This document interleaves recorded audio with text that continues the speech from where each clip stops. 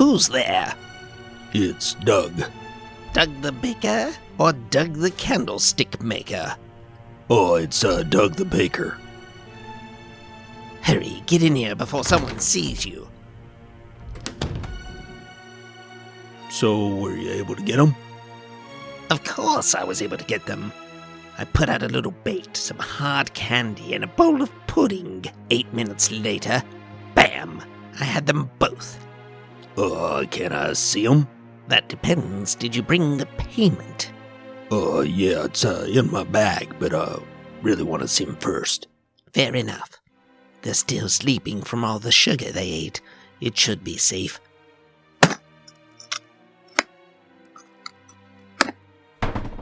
Holy mother of Neverwinter. 2 Steves, and one of them's a giant. Yes, but it's the redhead you'll have to watch out for. He likes to bite. So where's my payment? I have to be honest, all I have is this ham sandwich. You've already taken a bite out of it. Yeah? Well, I still think you're overpaying. I've never been one to turn away a patron's generosity. They're all yours. I'm a little curious, though. What do you plan on doing with them? Well, you know, baker's gotta bake.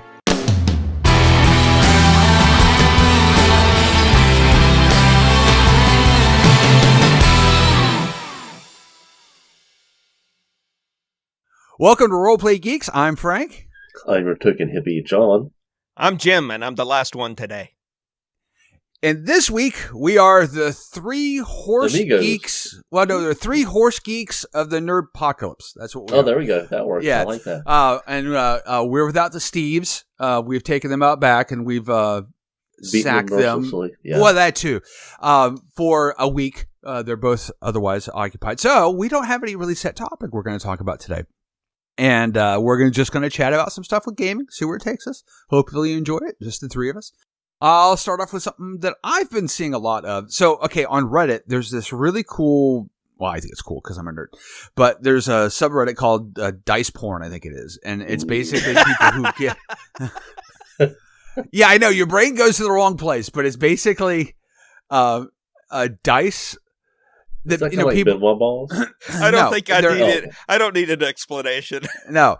Well, they're just gaming dice that people take, and then they get some cool ones, and then they take pictures of it, and they show their collection and all that sort of stuff. And I like to collect dice, so it's kind of a thing I'm into. But I've seen a lot of people who are making their own dice. Really? And yeah, and what they're doing, they're making their own dice, and what they're doing is they're actually embedding objects. Like somebody had gotten these little folded origami crayons or something like that, and put it in there, and then they had made their own dice with those in there, and they're clear dice. And I thought that was the coolest thing. I don't even know how you do that. Can you? I mean, do you guys have any idea what dice are made of? Yeah, just I think a lot of them are just like an acrylic or something like that. So you could actually probably just get. I mean, you could really make it out of any kind Resin, of plastic. wood. Yeah, I mean, you could sit there and if you got a mold, then you can just fill up the molds and there you go. Plaster. Or you could sit there and just carve it out of rock if you wanted to. I mean, heck. Well, yeah, I know you could make it out of wood or whatever, but I mean, these plastic gem-like dice that people are making, and I just think that's the neatest thing. I mean, I think it would be really cool to get a mold. We could make a Roleplay Geeks dice. Hey, that's actually a thought. Yeah, it is. That's not a bad idea. Like, I don't know what you have to do. I mean, do you you need a major oven to make make it liquid? And I think we should look into this. I think it's kind of a neat idea. Well, I know how to do it with resin. Well, you have a printer, right? It was just. Well, I mean, not just the resin printer. I mean, you can make the molds, and the molds are good for a certain amount of time before they wear out. And remaking a mold isn't that big a deal. Though you can just take dice you already have if you're okay with the size of the dice you have, and then make a clay mold would actually work for a lot of the stuff. I'd like to make a dice that's 3 feet by 4 feet or something like that. Ooh, that would take a awesome. lot. It'd be heavy, Yeah. If it's a D20 and it's 3 feet Oh, by whoa, 4 let me feet, roll for initiative. It's not exactly right. Roll for initiative. I rolled up. I threw out my back. Yeah. Why do you have a set of bowling balls for your dice? We completed combat a little while ago, so we don't really need your initiative roll anymore. Can you imagine showing up to the gaming table with like a set of 8 bowling ball bags? And I don't know if you guys watch a YouTube channel that I get on called Man Shorts. No. It's actually really funny. They do basically a gaming thing, and it's all just sort of ridiculous stuff. And they got the GM and then 3 other people, 2 guys and a girl, and they're scripted what they're supposed to say. So they roll, and every once in a while you can see, they rolled an 18, but they say 4. Well, one time the one girl when she did it, she was playing. She had this huge 20-sided die. It was about the size of like a child's basketball, the little small ones that, you give like toddlers, so it's like the size of the Palantir from Lord of the Rings. There you go. And she rolled it, and it was metal. It's like, it just flipped over one side, and like, 4, it was really funny, but it was gargantuan. I was like, that'd be really kind of fun to play with. It'd be really neat. But it's a really good YouTube channel. Really, they got some funny stuff. And they do all sorts of, they'll do ones like Florida, Florida gaming or Wild Oh, yeah, West. actually, I have seen these now that you mentioned it. They're really good. They're really funny. So shout out to Man Shorts. At least they're gaming. Check things. them out. I haven't watched any of the other stuff. They're pretty funny. Yeah, check them out. They're kind of enjoyable. And they're short. They're like, between 5 and 10 minutes, really quick to watch. And then they always have something, amusing or bizarre with it. So I was just thinking that a really, really big D4 would be like, who's buried in there? What Egyptian do you have stored away? It would make really cool. It would make really cool.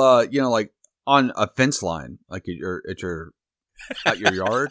Oh yeah, yeah, like D20s. That would make kind of. I mean, if you lived like on a ranch or something like that, there's other places that you'd end up having them destroyed, but it would be very cool to do that. So get some big old ranch out in the middle of nowhere. You don't have to worry about people tearing up your stuff and just litter it with dice. And every once in a while, get your tractor to flip them over. Roll a 20. Critical. Okay, so like here's another thought, another topic. Let's move on to something else here. So I noticed there was I think most gamers have a little bit of affection. Well, a lot of gamers, not most. A lot of gamers have a little bit of affection for Icewind Dale from the Forgotten Realms because the Drizzt books and all that sort of stuff like that. And it's kind of weird because geographically it's this weird corner isolated of the world that like nobody ever goes to, and it's sort of the center of the universe. So apparently, Wizards of the Coast is just about to release or just released an entire supplement for Icewind Dale. And I always thought it was a really interesting setting because it's 10 towns. So there's 10 towns that are sort of, I guess, in a circle around the Great Lake or whatever it is, and they all trade and interact. But what I wanted to talk about, that's sort of the backdrop. What I want to talk about is digital release versus physical release. So I thought about buying it because I'm a nerd like the way, and I kind of like that stuff. But where I saw it was on D&D Beyond, and you have to pay like $30 or whatever for the thing. And you can either get it in book form or you can get it in digital form. And what's your thought initially on buying like a digital version versus a book version for the same price of a gaming book? So yeah, for me, like, for how much the stuff costs is the issue. Like, if it was $5, I'd be okay with buying a digital versus, but when they're the same price, I have a serious issue with it. I mean, I know the content that goes into it is what you're getting, but considering that it's, in general, there's no manufacturing cost, like, printing cost, there's no paper, there's no ink or anything else that goes into producing that. I have an issue with them costing the same. That's one of my biggest issues on digital media is that they usually charge, $29.95. I'm like, no. I can understand having, you got to have this profit margin in it, with somebody's, intellectual property. Intellectual property. Mm-hmm. I understand that. There's all these things that go into it, the work that goes into, putting it out and stuff. But then there's a difference between there's a physical object and then there's a virtual object. And for them to be the same price is what I have an issue with. So I'd be perfectly fine if, I got a digital copy when I bought the physical copy. So what But about I you, would not Jimbo? pay the same for it. Yeah, well, I mean, the market dictates that. So, but personally, I'm with John on this. It really, for me, it depends on what I'm going to be using the particular product for. So you said specifically game books. So I take that being something like a player's manual, a Dungeon Master's Guide, or something like the Curse of Strahd, or one of those larger module settings, campaign settings. So with those, I want the books, and the reason why I want the books over the digital copies is, one, you can find the digital copies online with just a few keystrokes, so you can steal it. I'm not advocating that. I'm just saying, if that's your, it's a reality. It's the It reality. is a reality. It is the reality. Yeah. So, and a good example for me and why it's more important to me to have the physical copy rather than the digital copy, though to be honest, I need them both, is that I have a channel, which I'll talk about a little bit later because that's my topic for the day, but where I do miniature crafting, that kind of stuff. And for example, I'm using Curse of Strahd right now, and there's a setting in there called Bone Grinder, which is a windmill filled with some witches. Spoiler. And inside the book, it has, all the pictures and stuff, and I'm over at my table. I don't want to bring a computer over there or a laptop. It clutters up things. I just like having the book sitting off to the side with that one page open so I can look at what I'm trying to model. And it's something about the paper. I just like the feel of that better. But then when I'm actually doing the digital editing and stuff, I want those digitized and put in, in for the video. So I need them both. But I always start with a book. Maybe it's because I'm old. I don't know. Well, like I'll have to say, like I've got I have that really nice traveler drink book that I bought. That hardback rule system and stuff that even has the jacket on it and everything else. And I really, really, really just love that. I love that traveler book. But the problem is, I hardly ever wanted to use it. I mean, I already had another rule set, and that's what I would actually use. But I loved having that hardback, that I could under the glass case with the alarm set. Exactly, a $2,000 alarm system for a $20 book. But it was a big deal to me to have that. But when I play, I'm not going to sit there and, because you're playing, everyone's eating Doritos and Oreos, and I don't want that on the pages. And, come on, admit it, it's true. Well, okay, I don't want those governing up, so that's a big deal for me. I'd like to have both. So I was thinking about this week because I saw that. I was like, "Oh, I'd like to get that." And I saw it on, I think it was D&D Beyond. And I was thinking, well, this is kind of interesting because my gut is like you guys, I guess because we're old. Oh, I want the physical thing. Because I remember going to the store and buying the manual and taking it home and spending hours just going over everything and reading stuff and, finding a bit that we find fascinating and reading the details and then going back to the beginning. All that sort of with ritualness of it was, is always kind of cool. But I'm realizing now, mostly because of COVID, but I'm realizing that they're actually less useful, right? Because outside of the scenarios like what you laid out, Jimmy, where, okay, it's nice to have a piece of paper laying to the side that I can look at something or whatever it may be, that most of the time, the digital is, particularly if it's something that has rules that the players need, right? So if you have a game setting like the Curse of Strahd or whatever, where the GM's the only one that needs to know it, I think they're a little more useful to have the physical book there. But even then, as a GM, I've got one of them, whichever one we were playing, that was the Underworld one.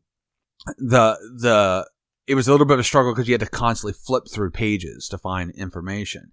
Having the digital version is actually a little more useful because, if you had a player class that happened to be in that particular supplement, you can say, oh, well, let the players can see that particular new class or whatever it may be. So it was really weird because I was like, oh, it's digital only on D&D Beyond. I'm not going to. Well, actually, now that I think about it, I do bristle a little bit about the cost being the same. But, I don't know what to make of all that, to be honest with you. So it's just something that came up this week. I thought, oh, that's kind of interesting. I don't know that I'll buy that supplement, but It's kind of nifty. So, what do you got going on there, John? What's your topic? Well, I was just kind of thinking of something was, what, like, we've been gaming since we were, 12? So, right around there? Yeah, I always say about 11 for me, so that'd be 12 for you. Yeah. So, what I kind of wonder is, what we would be doing if we hadn't got into gaming? Well, there's an interesting philosophical question. It's just one of those things that's kind of, I mean, I still think I would have probably gotten into computer games, and whether I would have gotten into the role-playing ones or not, I don't know. There was a huge draw to do that just because, let's be just like, don't have to, have a second or third person, whatever, to help to actually play it and stuff. So this is a bit off of from like the podcast topic, but it kind of ties back. So if you allow me a Steven-esque segue, but if you let me set my timer. Yeah. You can. Anyway, we have to buzz you out. So. One of the things that was always a challenge, but actually in some ways made them more interesting, I think, about early games, back when video games were 8-bit or even 16-bit, is that they were crude representations and some, text even. They were crude representations, so it required a lot of imagination. And I kind of feel like that gaming in some ways was a little richer. This is the old man bitching, but I mean, in some ways it made it a little richer because if you take a game like Rogue, and if you don't know what that is, kids, look it up. But it's a fairly famous kind of dungeon crawl game, that was almost always crudely represented, on the screen. You had to invent the images in your head, and it made it a lot more personal. So everything was better back in my day. Well, it's just I think it made it a little easier to get over the fact that it was poorly represented because you had that rich tapestry of imagery that you could tap into, particularly if you played, D&D like games and you play D&D. So I kind of feel like those two hobbies almost had to exist simultaneously to give you those mental models to enjoy video games. Because otherwise they just come down to the, left, right, tab, up, down, whatever it is. Little, patterns you did on a controller or on a keyboard, which was a little less interesting, a little less compelling. And to allow them to get to the technology where they could start representing things the way they wanted to represent them. So I wouldn't say they're better. I just say that I think that they really complemented each other in a way that was necessary at the time for both of them to grow. I remember playing and stuff. I played Rogue, and I remember, when I played stuff, I was like, a troll, and I imagined a troll in the hallway in front of me and stuff. And if I hadn't played D&D, I think that would have been a different experience because I would have had, I don't think any reference really to what a troll really looked like. There's you've got the trolls in the Monster Manual, the original old AD&D Monster Manual, and that's probably when I envisioned something similar to that. So I don't know if I had any reference for anything other than that, and a couple other monsters. I just would have been like, what's I was always like, it's the number 7. Woohoo! What's an orc? I mean, that's where it was represented. So, but to answer your question, I think it's an interesting idea to entertain. And I don't know the answer. I think you're right. Video games would have been dominant force for me because I was lucky. My father had access to computers from the early 70s. So I got to see computer games as they sort of evolved in a lot of ways. Star Trek. I would have been able to, do that sort of thing. But, I've thought for a long time that one of the things, and we've never really talked about this because it's incredibly dry, but I think it's something that is really important and interesting. I've thought that maybe John and I should do a podcast about rules and rules construction, and because there's a lot of math and probability and statistics and a lot of thought goes into, well, if you change this rule, what's the implication to your overall system? And that is a really scientific kind of train of thought in a lot of ways, I think, within gaming. So that's a whole sub thing. But I've often thought that if I were the type of person to get into baseball, I would have totally been a stats nerd. Like fantasy sports would have been totally what I would have been into if I were into sports. And I really don't care about any sport, but that way of thinking about the hobby, I think would have really resonated with me. And I think that and basically I would have found Dungeons and Dragons in sports. That's essentially what that is. I don't know what I know exactly what I would be into, because unlike Frank, I did not have access to computers. My first video game was Pong, played on an abacus, and so I would have been an actor. I would have gone into drama class or something like that. But however, I mean, there is a problem there because I have a crappy memory, so I'd always be going line. That's right. That's very true. So yeah, he would not have been like line. He would have been like word. What's the next word? What's the word after that one? In that word I just say. Yeah, they would have had to like constantly fix everything in post production on anything that you were on. ADR would have to be a thing with anything I did. So besides computer games, what else do you think you would have gotten into? I don't know. Because we were pretty big nerds, and so I have to imagine we would have gotten into really nerdy endeavors. Yeah, I can see that. LARPing. No, I think that the difference here is gaming, right? I mean, because you basically just said another version of gaming. If we would have been nerds in the 50s, what would have been? I actually remember we made our own little board game. Remember way back when? Oh yeah, that's what we did. I kind of think it was before we did D&D. It had stuff like that. It had monsters and stuff and treasure and everything else. It was just, we basically did it on a piece of poster board. We drew out like a map and stuff. It was very crude, but it was fun. And then of course we got into. So I actually think it probably would have been kind of like wargaming. So we'd have probably been, if there weren't role playing games, Frank and I would be the creator of D&D and etc. Because seriously, we had started doing that sort of thing. I actually made up. We had been playing BattleTech, or no, I'd gotten the Mech Warrior role playing rules and knew about BattleTech, but quotes around role playing. Yeah, right. And so we actually made rules for BattleTech because we didn't have them. I don't actually think we had the rules for the role playing because I think I bought them. Yeah, I had them. And so I tried to make rules for the BattleTech stuff. Oh. And we were using the back of the packaging because they had some, because we didn't have any of that stuff. And so we were just trying to make our own. So, okay, let's here's another topic. Just a little brief thought exercise. So it's kind of funny to me that you said, you'd be into like wargaming because you're so not into wargaming. Board games. Yeah, board games in general. Games. Yeah, I mean, you don't like them at all. And I'm kind of curious, do you think there's a lot of overlap between, I'm trying to think how to articulate this, between like what you decide to do musically, what you're into listening to? 'Cause, like, I think it's fair to say that, Jimmy, you have a much more constrained body of music that you enjoy listening to compared to me. I listen to a lot of stuff, and that's just who I am. I play a lot of games, and that's who I am too. I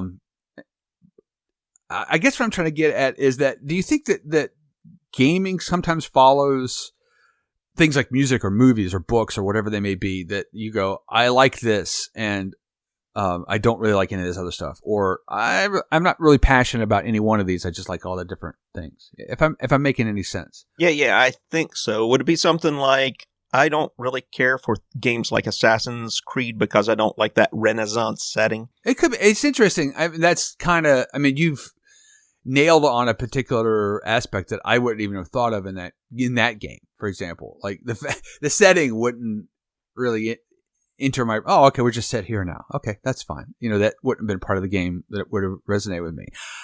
For as a what the parts that hit me are the way you play the game. So the way you play the game are ones that I'm like, I don't like how you play that game. This is not my thing. So like collectible card games, I don't like how those work. So I'm not into them. Yeah. It's just interesting that the what you noted was the artistic content versus. I don't know if Well, that's artistic the way you were articulating it, I was reading it as is, your preferences and the type of game you like to play. Is it dependent on the setting or what inspired the game to be created? So if it's something like medieval Europe, like a historical bent, versus like an Tolkien ancient world thing, I would prefer the Tolkien ancient world. That's what I thought your question was. Or I would prefer above all else something in the science fiction realm and something more hardcore science fiction. That's why I like Mass Effect as one of my all-time favorite video games. Or as I like to call it, go do this errand for me effect. Right.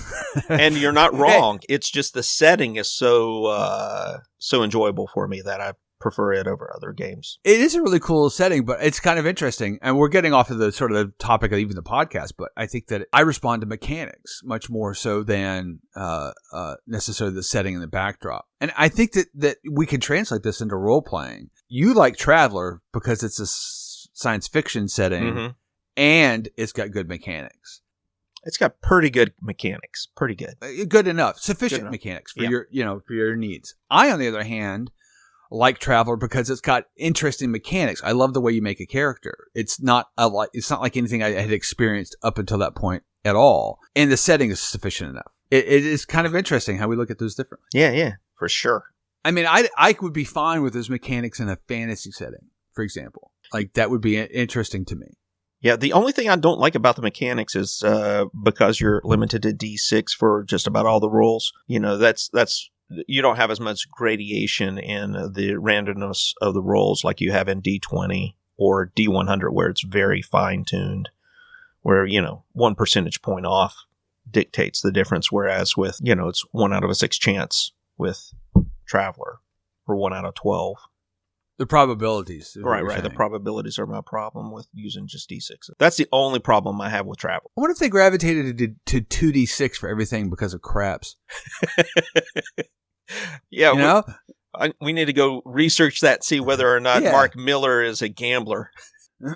I mean, that's the only other place that I can think of that 2D6 exists is craps. Which is, predates, I think goes back to the Greek times. But every board game on the face of the planet, particularly at that time, used D6s, like Monopoly, Sorry. Yeah, but a D6. I'm talking about 2D6. Usually, I can't think of... I'm sure there are board games that have been around forever that use 2D6, but Monopoly. Yeah, there we go. There's one. Yeah. So, did Sorry use 2D6? I don't remember. I don't know. I think I don't think I hardly ever played Sorry, so... Okay, so let's go back to the earlier question. So the board game thing. You like board games. I do. I mean, do you like them, you think, as much as... I think I enjoy board games. I wouldn't say as much as role-playing. I definitely enjoy role-playing more. But I enjoy board games a lot. But they're different things. It's a little bit like saying, for me, it's like, do you enjoy, chocolate cake or do you enjoy ice cream? Well, I enjoy them both. They do different things. I put them into 2 categories. I put one set of board games in the category of it's a real simple game and it's a nice distraction while, a bunch of friends are sitting around goofing, talking, drinking, whatever. And then the other category of board game is the one that has some complicated rules that there are a lot of different strategies you can try that moves closer to chess or Go. And I like the challenge of figuring those out and seeing what the rules will allow you to do and then try to come up with a strategy that beats the other players. So I find as I get older, I don't like confrontational games. Same here. I just don't. I mean, I don't really care if I win or lose. And I don't really like, everybody likes to win, but at the end of the day, it's not a big deal. And I don't win that much because I'm not that good at it usually. So I don't enjoy them as much. I find board games that we work together. So I love this whole movement of cooperative board gaming. Like, those are a lot of fun for me. That spaceship one is a hoot. Yeah, it's a lot of fun to do this cooperative board gaming so that, you can sit and work together. So when you draw that stupid card where you say, okay, get up real quick and move around. It's like, but I mean, my knee. It was pretty fun though. Really, for someone that doesn't like board games, I actually did find that enjoyable because it's just kind of cooperative chaos. Yeah, cooperative chaos. Chaos. That's Don't spill my beer. If we ever made a gaming company, we should call it Cooperative Chaos. Oh, that's good. That is an awesome name for it. Trademark. Yeah, there we go. Trademark. Okay, so let's get really into nerdy weeds. So Jimmy was talking about with Traveler that one of the things he doesn't like about Traveler is the fact that the graduation and probability of D6s mean that there's not a lot of nuance between a 7 and an 8. Right? There's pretty hard lines. The gradations, between a D6 versus a D12 versus D100. Do you think for most players that aren't really steeped in math, I mean, John does multivariate calculus in his brain. So, I mean, he had at one point to hit armor class 0, look it up, kids, table memorized. And I actually believe that he didn't have it memorized as much as he knew what the pattern was enough that he could guestimate close enough. He's like a calculator with personality. Right. So, without personality? with. Oh. So not somebody like John who can see the probabilistic difference between a 2 to 12 versus a 1 to 100. I actually feel I like rolling 2 percentile dice, but I find the graduations of percentile dice to be needless. Like, I don't really need to know there's between 80 and 85%. I mean, like, if I roll an 83, there's too big of a range for me as a player to get. I have to do math almost in my head. Like, I roll 83, I go, oh, yay, I get it. Or, oh, damn it, I just missed it. That's kind of, whereas with a D20, I like the idea of something based on 1 to 100. And a D20 is essentially a 5% graduation of, that. Yeah. Do you think most players like that? What do you think? Do they prefer the simplifiedness or they prefer the complexity? Jimmy. I'd say most. Because I think on him. Simplicity. Yeah. For sure. That's why D20 is the best system of all of them, I think. It's just because it's so simple. You resolve those things really quickly. Yeah. I think it works out pretty well for a lot of things without needlessly complicating things. I hate to keep bringing up my game system and stuff, but there's a lot of stuff that I've thought about on it over the years and everything. Like, I limited the number of attributes you have. It only has 4 attributes in terms of, your physical, basically a strength, dexterity, intelligence, charm. That's kind of it. Then you've got your hit points, or another one, I guess, feasibly. But I wanted the things to be simple in terms of what you had to deal with.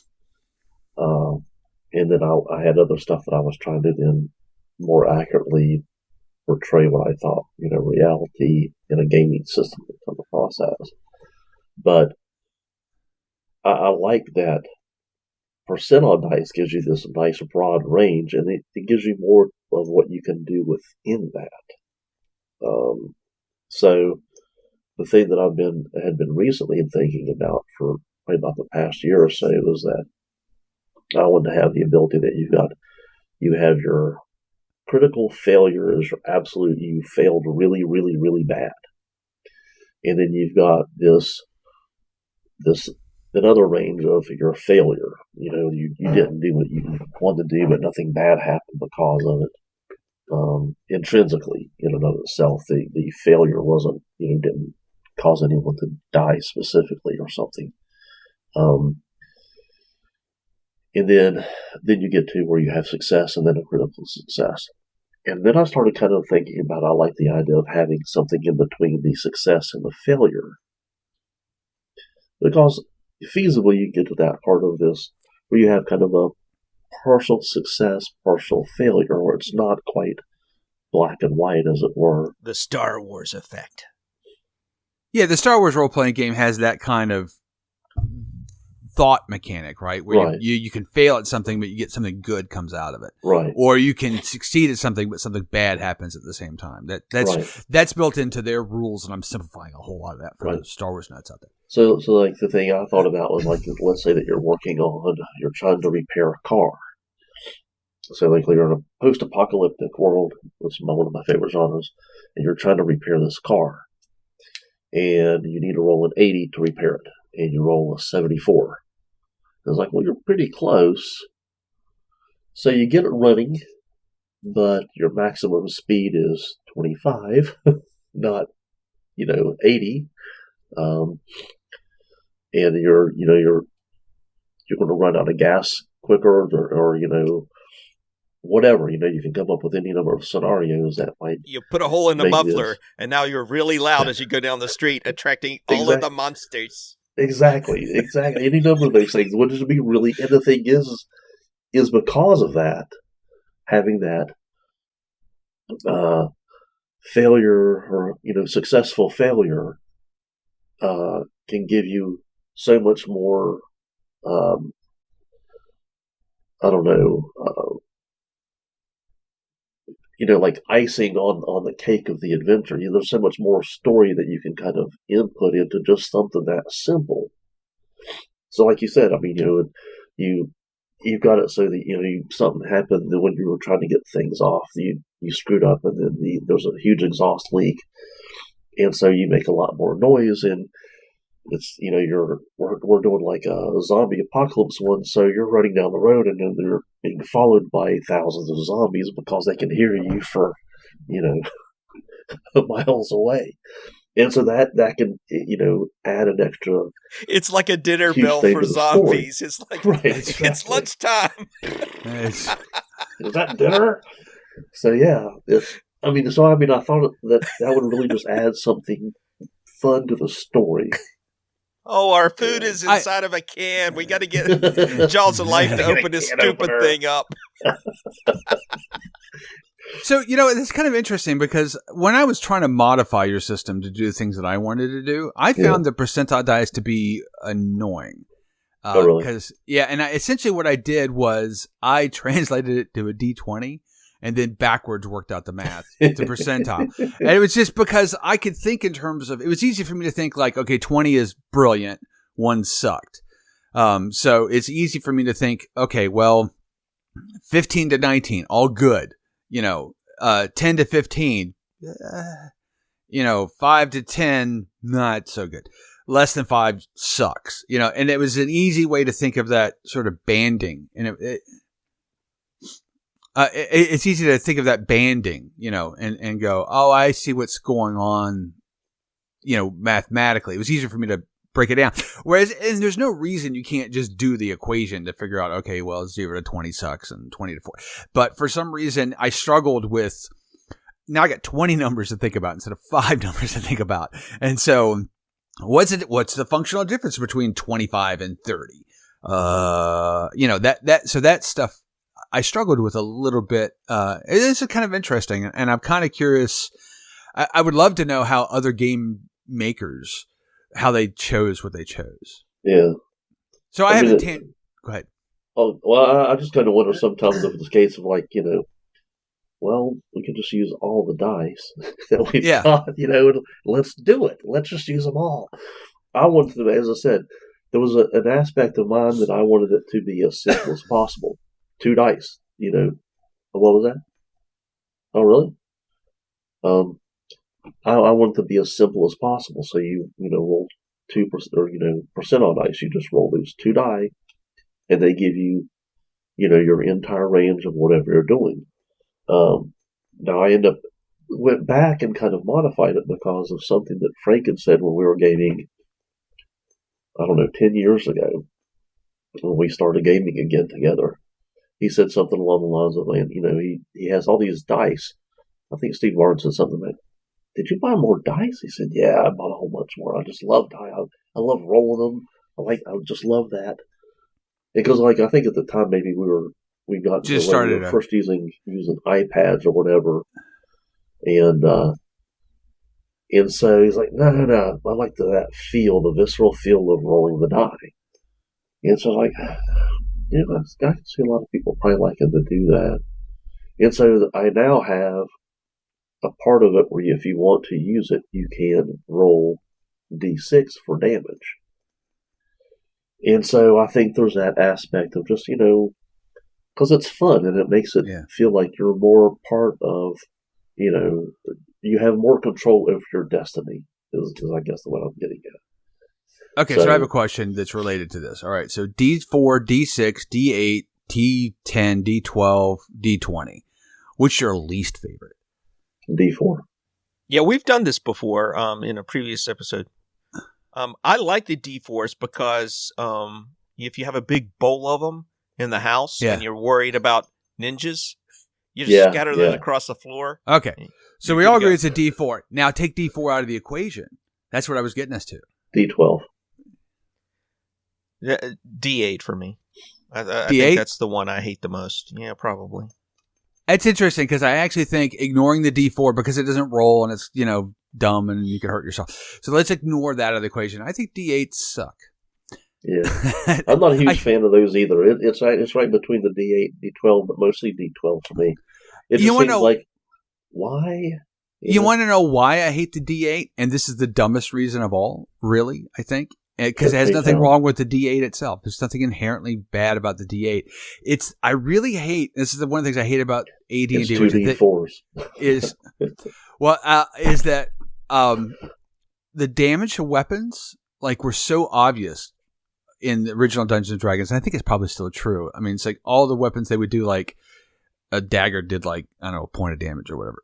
And then it was so little. It was, why have a dagger? And then a short sword was like a D6 or something like that. And then a bow was like a D6. And then a bigger pokey stick was like a D8.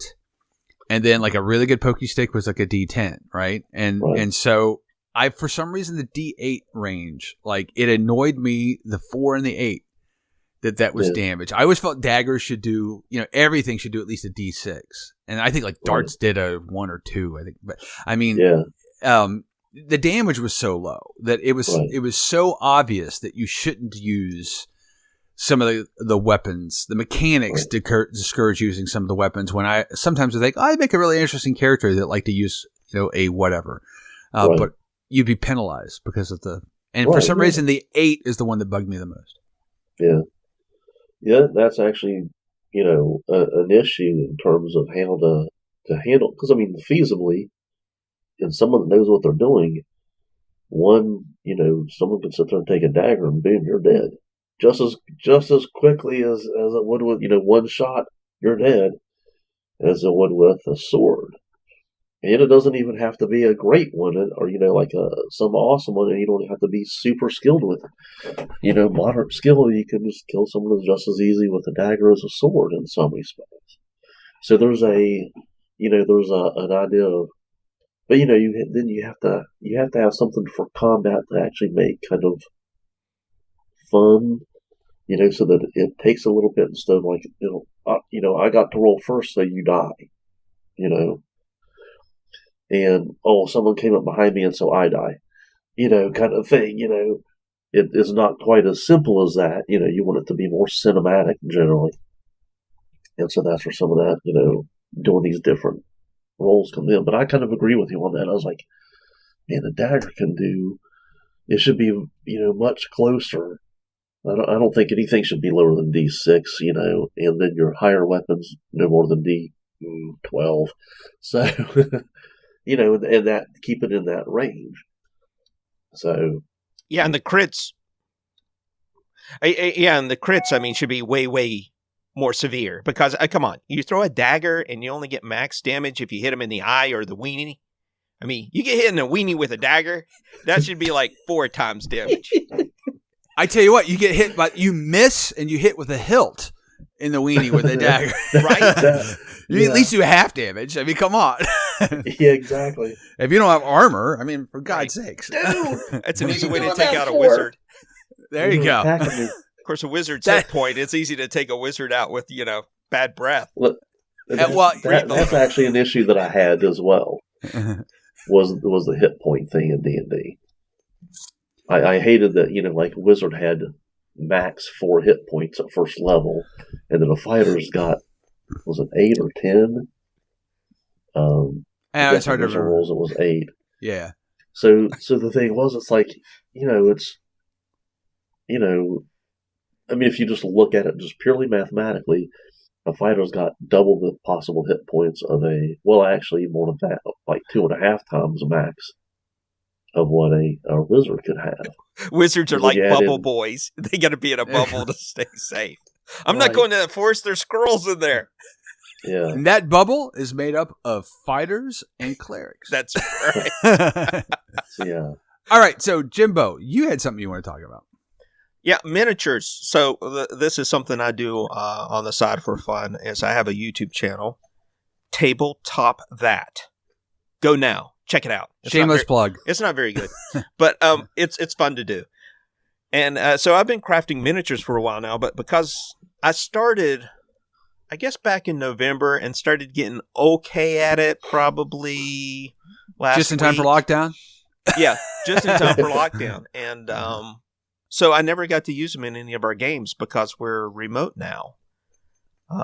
So my question is, why do I keep doing this to myself? Why am I filling my shelves full of all these little miniatures? You know what? That we're Honest never to going God. use? Honest to God. So Jimmy is a vastly better artist than I am. He's a lot more creative and has a lot more skill and that sort of thing. I just am artistically, bad. I'm not saying Hold up a second. others Frank. aren't better. There Yeah. you go. I'm just not very good artistically, but I've always dreamed of having those shelves full of miniatures. And the things that kept me from doing it were, one, I'm not artistic. So you used to get, you still can get metal ones that you have to paint, and that takes art, and I'm not good at that. And it also takes, I don't know, something in the ballpark of 6-figure income to be able to afford all the miniatures. So because they're really expensive. And the modern age of 3D printers have really made this something that you could do for the first time economically ever. Right. Yeah. And so that's really changed the game. No pun intended, but I think it's kind of cool that you can do that. But, and what I think is really hilarious about it is what I don't think we've talked about on the podcast, but Jimmy's a minimalist. Yeah. It's driving me crazy. Yeah, a few years ago. Well, it's been more than a few years ago. Quite a long time ago. Like, I'm down to 3 items, and that didn't last too long. Especially once you get married, then that goes completely out the window. But, Yeah. But yeah. So yeah, I agree. what should I do with my miniatures? That's my question. What should I do? Should I do a giveaway, a massive giveaway? Well, we could do that on the podcast, right? You could do a massive giveaway of Jimmy's miniatures on the podcast. Wait, you could give out boxes of them every once in a while.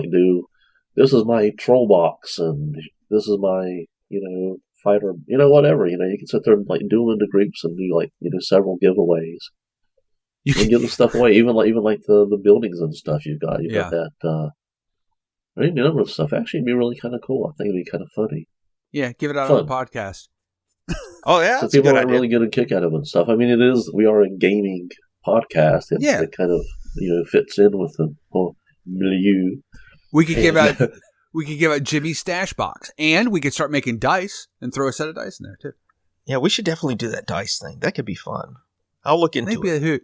Yeah, I mean, that's what I thought. The only thing I don't know is I don't know the mold. How do you have to poke a hole in it to get how do you fill it? There's lots of logistic details that I want to know more of. I want a tutorial, and that's what YouTube's for. So, Jimmy, get on that. There's plenty of tutorials out there to show you how to do it. Silicon molds are easy to do, and like John said, you can pretty much make a silicon mold out of clay, green stuff, sculpt the clay, something like that, and then fill it with silicon. That makes your mold, and then you're good to go. And it could be kind of cool to make our own dice. Be, Roleplay Geeks dice. The only funny thing is, though, is the icon for Roleplay Geeks is a die. It's like a meta joke. It is.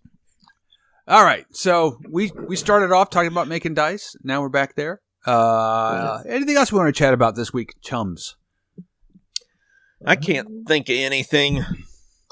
I'm off this week, so. Oh, we do need to come up with a topic for next week, but that's after we're off of here. The listeners don't need to hear that. So they don't need to hear the sausage making. I tell you what, though, if the listeners actually send us an email about a topic they would like us to cover, maybe we'll do that.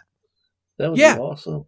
Yep. Yeah. So, if you have any thoughts about anything we've talked about or any topics, like Jimmy said, that you'd like us to cover, send us an email or contact us at the contact information coming along in just a minute. Also, if you would do us a big favor, wherever you listen to this podcast, if you could you could subscribe, you can give a comment, whatever thing that the system that you're using uses, it really helps us out, makes us move up in the rolls, and other people will hear it and hopefully enjoy our content, or send us emails that tell us why we suck. Either way, we get better. Right. Right. And so we're into it. So if you would do that, it would help us out so much. All right. Can I send you guys an email about why you suck?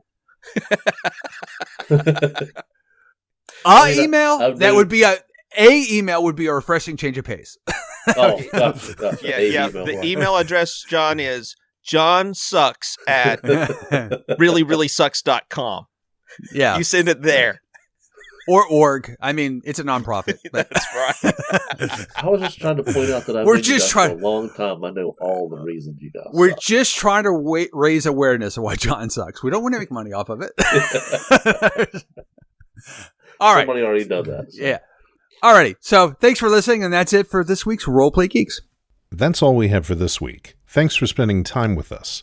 Please leave a review and comments wherever you listen. It helps others find the show. If you have topic suggestions or would like to get in touch, you can reach us at roleplaygeeks@roleplaygeeks.com.